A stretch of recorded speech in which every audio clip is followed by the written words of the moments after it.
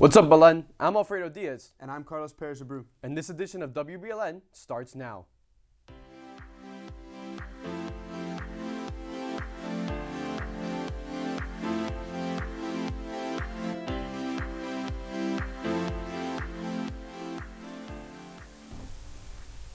Kawanis International is a large and diverse organization that helps children around the world. They strive to create a new model for community service. Carlos Perez Abreu has the story. Many people think of community service as a high school requirement, but the Kawanis of Little Havana does more than just that. The Kawanis focus is basically to help underprivileged families, mainly children. We predominantly started in the Little Havana area. We do have the ability to help other areas, but it's predominantly Little Havana. Events like these take a lot of manpower to keep up and running for a long period of time. Whenever we have an event like this, it's basically all hands on deck. We are all volunteers. Whoever wants to show up is welcome to come. Family event. We have members that show up with their children, wives, friends, so it's one of those good things. We also have our community partners that show up. In many cases, we have key clubs. Belen had a very good showing today. We appreciate your support. Thank you guys so much. So the Kawanis has been teaming up with Farm Share over the past couple of years, giving food to underprivileged families. It's basically a whole little package of a meal. So these families need all the help they can get. This particular event we partnered with Farm Share and also the Office of Commissioner Joe Carollo. The families, basically, we have a walk-up program or drive-up program. We give them their box full of food, and they at least get a guaranteed meal, gallon of milk, chicken. These people really need help, so we do whatever, every little bit helps. For WBLN, I'm Carlos Perez Abreu. Every year, there are a handful of Silver Knight nominees from Belen. The basis of this award is leadership through service. This year, we had two winners in their respective categories. Hugo Dorda has the story. The Silver Knight program was started in 1959 by John S. Knight, a past publisher of the Miami Herald. The program, made exclusively for high school seniors, aims to accredit students not only for their academic work, but for their involvement in the community. Hi, my name is Claudia Basso, and I'm the Silver Knight coordinator for Belen. For those of you that don't know what the Silver Knight program is and what it entails, it's all about academics, leadership, and community service. This year we had 4 recognitions under the categories of journalism and world languages, which were 2 top winners, the most we've ever had in a year. And we had 2 honorable mentions under digital and interactive media and athletics. So if you're interested, keep me posted. You can always send me an email and make sure you work hard. All right, so the day of the Silver Knight ceremony, it was a rush. Like, we came from the alumni pin mass and the graduation rehearsal. And then we gathered at Wadi Pasos' house, which was the math nominee. And it was such a surreal moment because, honestly, I was kind of expecting maybe an honorable mention because I thought my interview went well.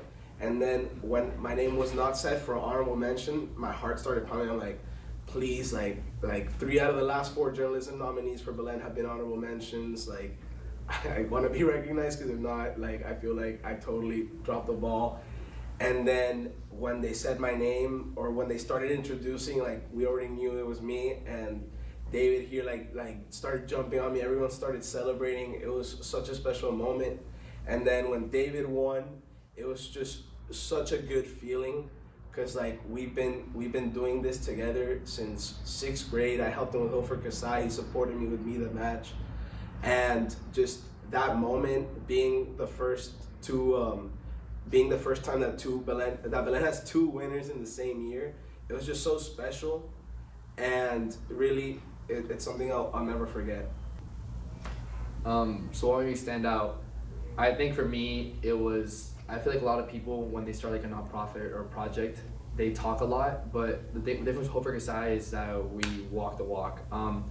We went 2 years ago, or 3 years ago, 2 years ago, we actually went to the Congo, and I think my personal experiences actually going to somewhere like that no one has ever gone before was something that really made me stand out, and that intertwined with like my love of languages and how I was able to implement that in the Congo, because I was the French translator over there. I think that was something big.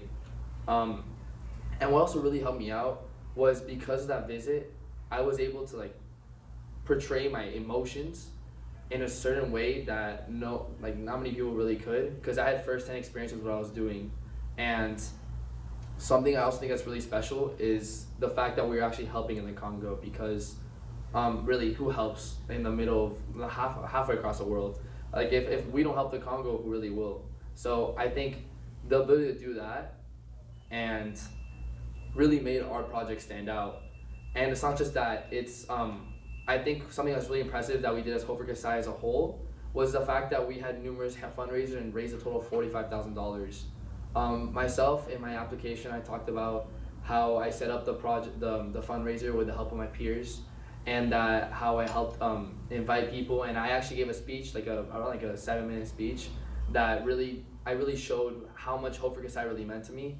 And I think my genuine love for Hope for Kasai and what I've done in a nonprofit organization, I think it made me stand out in comparison to the rest of my peers in the different projects. For WBLN, I'm Hugo Dorta. The annual senior graduation was last week, and as seniors depart from Belen, they take the next step in their formation as Catholic men. Nick Diaz tells us more. Last Friday, the class of 2021 graduated into the next stage of their lives. Students shared the ceremony with their Belen brothers. Speeches were given by teachers and staff, commemorating the senior class and looking back on the last 4 years of high school. Brigadier Juanchi Tejera delivered a speech, highlighting the accomplishments and brotherhood of his class. A constantly involved member in the Belen community, this speech was clearly very important to Juanchi and was very important to his peers, as he received a standing ovation at the end of his speech. So for me, it was a very special moment when I found out that I was going to be representing my class and giving the speech. Father Willie came and told me that unanimously my peers, the faculty, and the administration thought I would be the best person to deliver the speech and represent the class as the brigadier. And it just honestly felt great. I felt like I had the support of my classmates more than anything, because that's what I wanted to hear, that the majority of my peers were there behind me, and that they wanted to hear what I had to say. And although I had a very short time frame to prepare, I did the best I could, and I felt like when I got that standing ovation from my classmates, it was like, at least, even though it wasn't the best delivery I could possibly give, it was at least, it reached them, and that was like what was important to me in my message and my speech. A truly memorable graduation to go along with a memorable class. We congratulate the class of 2021 and are proud of them for their accomplishments as they look forward to the next step in their lives. For WBLN, I'm Nick Diaz.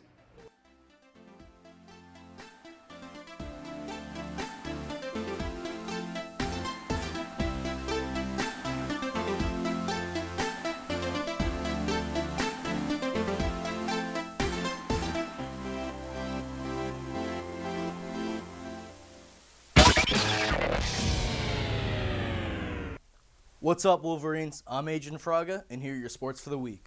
Tonight, our varsity football team takes on the Coral Gables Cavaliers. The team has been practicing and working hard just for tonight. I went by the practice to see what's up.